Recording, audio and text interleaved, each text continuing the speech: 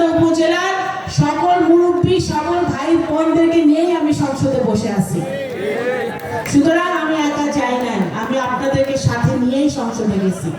এখন সময় হইল দল মত ধর্ম বর্ণ নির্বিশেষে আমাদের সালদা গড়টি ইউনিয়নের উন্নয়ন করতে হবে, নাকি?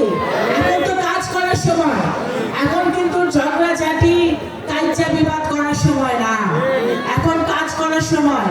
যে কাজ করলে আমাদের মুরব্বীরা ভালো থাকতে পারবে, যে কাজ করলে আমাদের ভাইরা তাদের ভবিষ্যৎ নিয়ে চিন্তা করতে পারবে, যে কাজ করলে আমাদের বোনরা তাদের ভবিষ্যৎ নিয়ে চিন্তা করতে পারবে, সেই কাজ এখন করার সময়, উন্নয়নের সময়।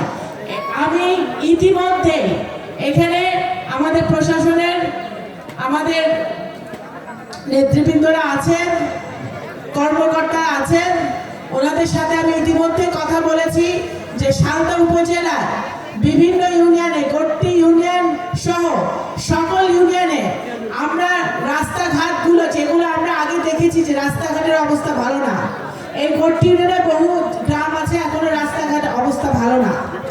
এই রাস্তাঘাটগুলো আমরা কখন কিভাবে শুরু করব, যত তাড়াতাড়ি সম্ভব ঈদের পরে যেন আমরা কাজ শুরু করতে পারি, সেই লক্ষ্যে আমরা ইতিমধ্যেই আমি কাজ শুরু করেছি।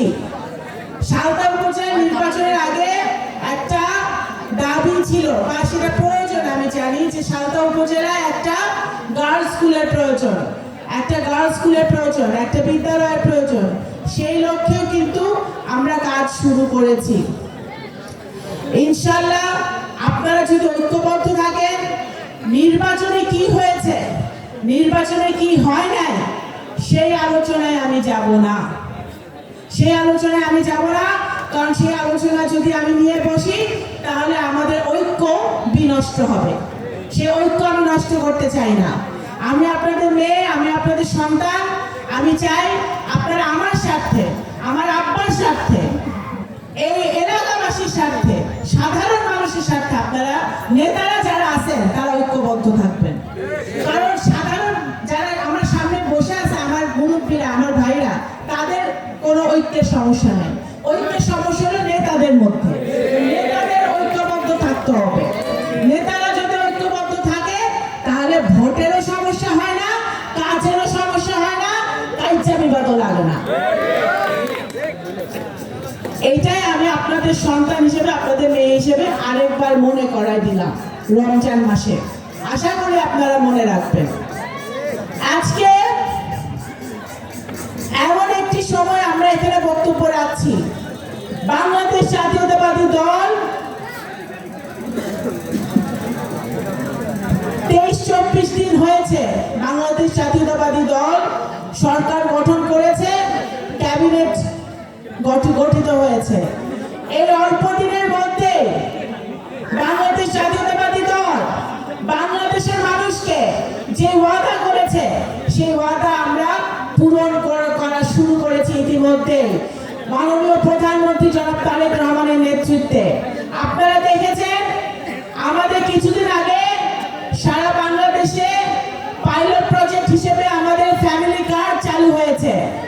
সেই ফ্যামিলি কার্ডের মাধ্যমে আমাদের মহিলারা ক্ষমতায়ন হয়েছে, আমাদের নারীদের, মা বোনদের, এবং তাদেরকে স্বাবলম্বী করার জন্য এই ফ্যামিলি কার্ড চালু হয়েছে।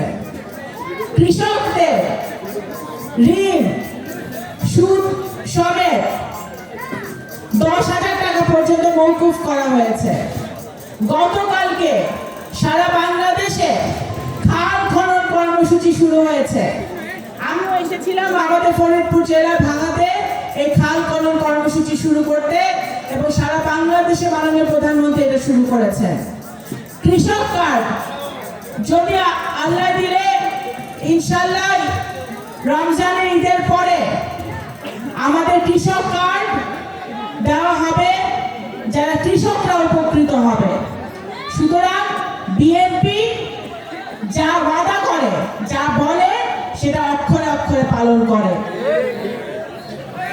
আমি আপনাদের সন্তান হিসেবে যা ওয়াদা করছি সেটাও আমার বাবা যেভাবে আপনাদের জন্য করে গেছেন, সেটাও আমার বাবার মতো আমারও সেই দায়িত্ব এবং কর্তব্য আমি ভুলি নাই, সেটা অবশ্যই আমি অক্ষরে অক্ষরে পালন করব।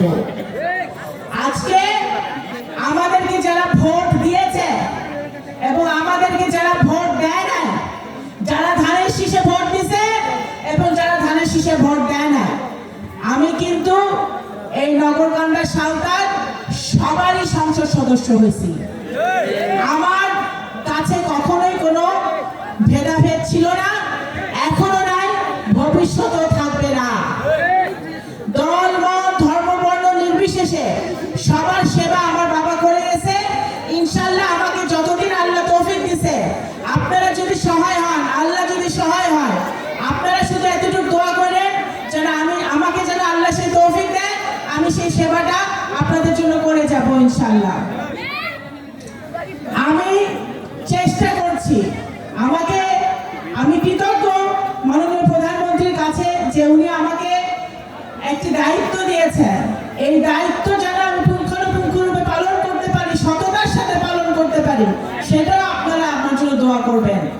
এবং এই দায়িত্ব পালন করতে গিয়ে আমি তার মাঝে যেন আমি সাঁওতাল, গর্তি, নগরকান্দা প্রতিটি মানুষের কাছে আসতে পারি, এবং আমি চেষ্টা করতেছি আপনাদের মাঝে আসার, আপনাদের পাশে থাকার, আপনাদের দুঃখ দুর্দশার কথা শোনার।